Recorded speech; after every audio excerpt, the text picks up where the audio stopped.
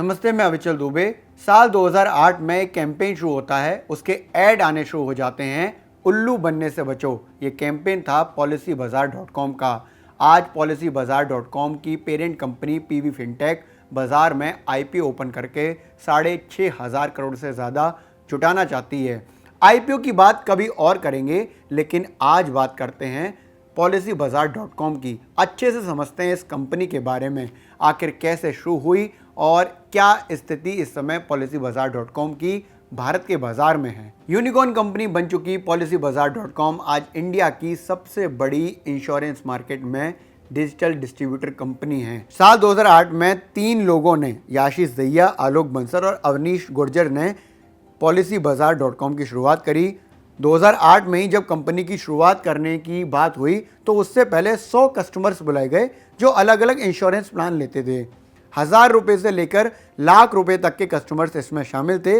लेकिन जब कस्टमर्स से बात की गई तो केवल 3 से 4 ऐसे ग्राहक थे जिनको अपने पैसे के बारे में पता था, यानी कि अपने इंश्योरेंस के बारे में पता था। 2008 में देश में करीब 2 करोड़ पॉलिसीज बिकती थी। ये हर तरह की पॉलिसीज थी, यानी कि लाइफ, हेल्थ, व्हीकल, सारे इंश्योरेंस इसमें शामिल थे। उनमें से करीब 1.5 करोड़ लोग अपना पैसा डुबा देते थे, यानी कि अपनी पॉलिसीज को लैप्स कर देते थे। करीब 70 से 75% कस्टमर्स देश के ऐसे थे जिनकी पॉलिसीज कैंसिल हो जाती थी। मतलब ये हुआ कि इंफॉर्मेशन गैप बहुत ज़्यादा था। जो कंपनी सुविधाएं दे रही थी उसके बारे में ग्राहकों को बहुत कम पता था, यानी कि वो जानकारी हासिल नहीं कर रहे थे। इसी को लेकर शुरुआत हुई policybazaar.com की, एक एग्रीगेटर जिसपे सारी जानकारियां उपलब्ध होना शुरू हुई। याशीष दहिया वो व्यक्ति थे जिन्होंने policybazaar.com के बारे में सोचा। आईआईटी दिल्ली से 1994 में पास आउट, आईआईएम अहमदाबाद से 1996 में डिप्लोमा करने वाले याशीष ने ebookers.com में मैनेजिंग डायरेक्टर का पद इससे पहले संभाला था। 2008 में 2 दूसरे साथियों के साथ मिलकर उन्होंने काम करना शुरू किया। Naukri.com के फाउंडर्स को बताया अपने काम के बारे में, अपने आइडिया के बारे में, और 20 करोड़ रुपए करीब उन्होंने काम शुरू करने के लिए लिए। आज 15,000 से ज़्यादा कर्मचारी policybazaar.com में हैं। 12 साल में कंपनी इस मुकाम पर है कि 10 करोड़ सालाना विजिटर्स उनकी वेबसाइट पर आते हैं। कंपनी हर महीने 4 लाख पॉलिसी बेच देती है। पॉलिसी बाजार ने कंपनी का वैल्यूएशन करीब 6 अरब डॉलर लगाने का अनुमान किया है। आईआईटी दिल्ली ने याशीष दहिया को बेस्ट स्टार्टअप शुरू करने वाले लोगों की श्रेणी में शामिल किया है। याशीष दहिया के बारे में एक इंटरेस्टिंग बात बताता हूँ। याशीष देश के अच्छे स्विमर रहे हैं और कई बार देश को रिप्रेजेंट भी करते रहे हैं। याशीष दहिया का इंश्योरेंस सेक्टर को लेकर ये कहना है कि इस बिजनेस में हमारे गेम चेंजर होने की वजह ट्रांसपेरेंसी, यानी कि पारदर्शिता है।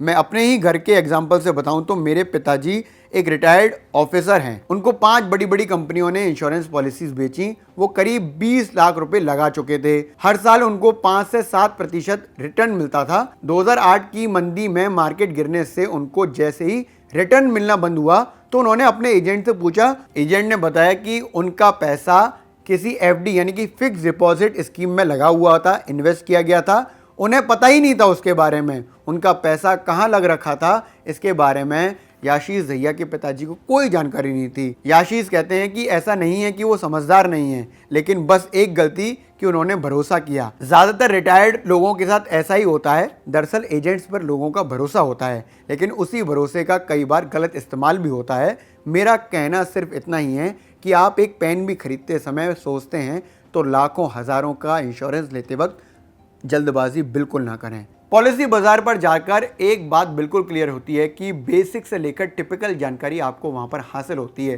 पॉलिसी बाजार का कॉन्सेप्ट बिल्कुल क्लियर है। ग्राहक को यह बताना है कि जहां पैसा लगाना है उसे समझा जाए। अक्सर छुपाई जाने वाली इंफॉर्मेशन को बताया जाए। अच्छे और खराब दोनों को ही बताना इसकी खासियत बनाए। यूएसपी यही है policybazaar.com की कि अच्छे और खराब का दोनों की बात करें। अलग अलग कंपनीज के इंश्योरेंस का प्लान कंपैरिजन यहाँ पर मिल जाता है।